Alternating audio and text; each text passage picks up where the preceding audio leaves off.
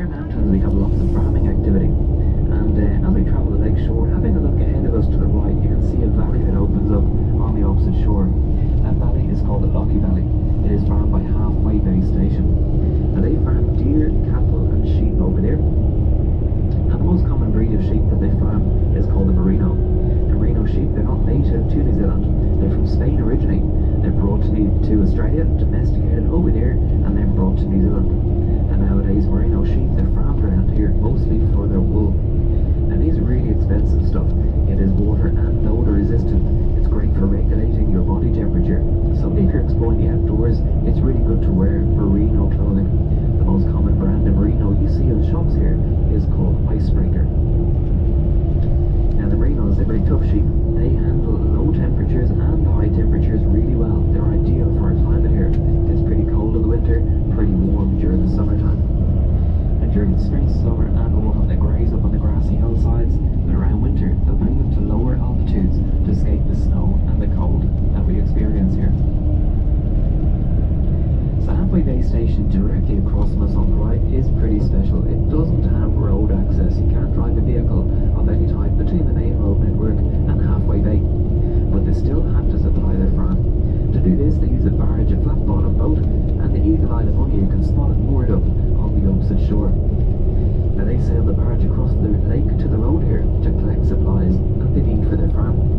Now they have a smaller tender boat. They'll use that to get the children to school in Queenstown. They'll use it on the weekend to get the farm workers into Queenstown Centre to have a few beers and watch a game of rugby too. Now lots of farmers around here on the shores of big lakes in the South Island, even if they have road access to their properties, they will use boats to transport things instead. At Queenstown, it's an excellent example of this. You might have seen, heard, even travelled on the Earnslow steamship.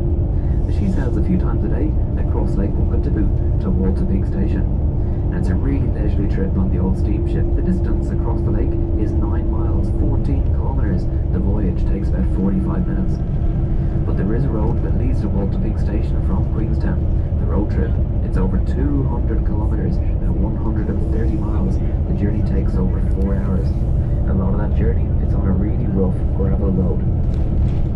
So instead of taking the long, hard way by road, they send supplies across to Wakatipu A station on the Earnslow steamship. So lots of farmers around here, they will use boats instead of road transport because it's cheaper, it's quicker, and it's often easier that way. But of course, the roads on the lake shore here, they weren't always built. And before these roads were built, the farmers didn't have any option but to use boats for transport. At one stage, over 30 steamships, they plied the trade along Lake Wakatipu, and they served the farms and the communities on its shores. They travelled to Kingston at the south end of the lake. They transferred passengers, freight, animals, gold and wool onto the Kingston Flyer steam train, which ran a regular steam train service to the south coast. I'll tell you about the steam train a bit later in the journey. Now, of the steamships, only one of them remains in operation.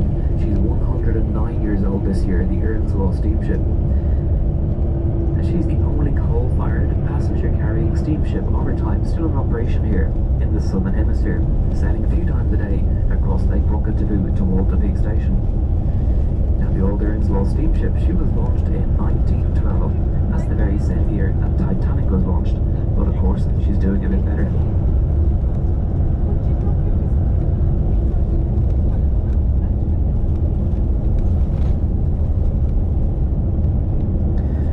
So to let you know, the plan is for a day trip today. The first part of our journey, we're going to travel down to a place called Tiana. Tiana is 171 kilometres from Queenstown, about 106 miles, and the journey between Queenstown and Tiana, it usually takes about 2 hours and 20 minutes. So the first part of the journey, we're going to roll along Lake Wakatipu. Very soon, we'll leave the lake behind, we'll climb into the farmland of Southland. We'll see lots of animals grazing, crops being grown, beautiful mountains in the distance. So first part of the journey, we're going to roll down to Tiana. I'll have you there safe and sound at about 10 o'clock this morning. And once we get to Tiana, we're going to take a 30-minute break for breakfast and morning tea, and then we're going to welcome 2 more people aboard and begin our journey along the world-famous Milford Highway. And the journey between Tiana and Milford Sound, it is one of the most spectacular journeys in the world. In my opinion, it is the most stunning road trip in New Zealand. So today we're going to travel through the mountains of New Zealand's Southern Alps, through Fjordan National Park, to the west west coast to the South Island. On the way, it's a beautiful journey. We'll have some spare time.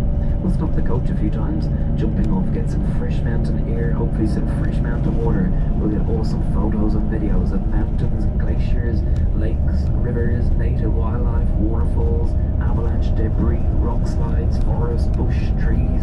Maybe see a rainbow or two on our journey as well. So it is an awesome journey through the mountains. We're going to stop a few times on the way to have a look around. And this afternoon we'll arrive to Milford Sound at 1:35, perfect time catching up with the crew from Juicy. So you're going to cruise for 2 hours on their flash-ass catamaran, the Gem of the Sound, for a 2-hour cruise on Milford Sound. Now where we're travelling to today is a true fjord. It's a valley carved out by glacier, by ice, flooded by the waters of the Tasman Sea. You'll have huge mountains rising almost vertically out of the water. You'll see lots of temporary and permanent waterfalls. You'll hopefully catch up too with some native New Zealand wildlife.